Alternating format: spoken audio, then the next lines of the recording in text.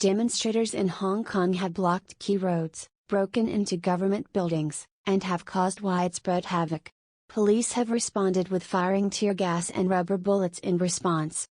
Initially, these protests were about plans that would allow extradition from Hong Kong to mainland China.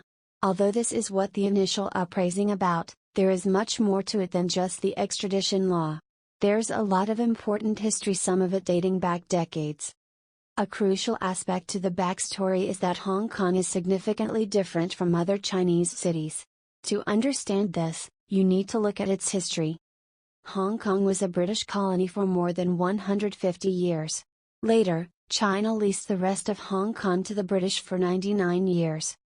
It became a busy trading port, and its economy took off in the 1950s as it became a manufacturing hub. The territory was also popular with migrants and dissidents escaping instability, poverty and legal problems in mainland China.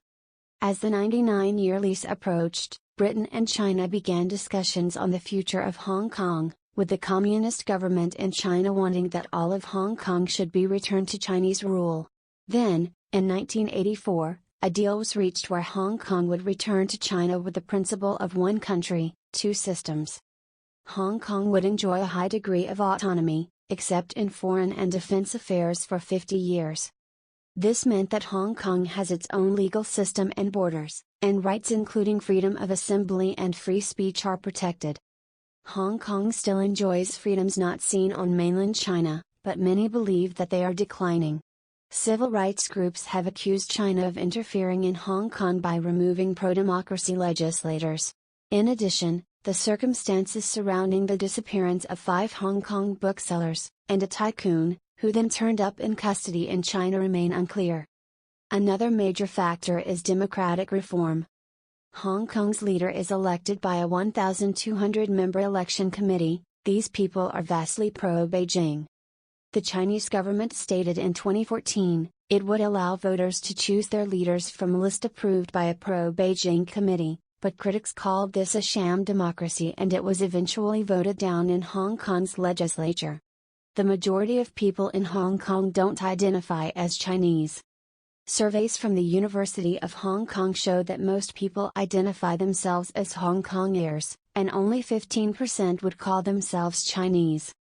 The difference is even more stark for the young. A 2017 survey suggested that only 3% of people aged 18 to 29 identified as Chinese. Many people in Hong Kong have stated that due to legal, social and cultural differences, and the fact Hong Kong was a separate colony for 150 years, as reasons for why they don't identify with people in mainland China. Many young activists have called for Hong Kong's independence from China, something that scares and alarms the Beijing government. Protesters believe the extradition bill, if passed, would bring the territory closer under China's control. Hong Kong will just become another Chinese city if this bill is passed, is the most prevalent fear nowadays. After a pro-democracy protest in 2014 which the police ended, many demonstrators continuously chanted, "We'll be back." Now skipping ahead to what's happening in Hong Kong, it is not at all surprising that these protests are taking place, and the massive numbers of people who are taking part in this latest protest. The fact that protests have now returned is not necessarily surprising. Only time will tell what the eventual outcome will be in Hong Kong. With the growing numbers, intensity of the actions, and constant updates seen on social media, perhaps Beijing will have to bow down to certain demands of the protesters.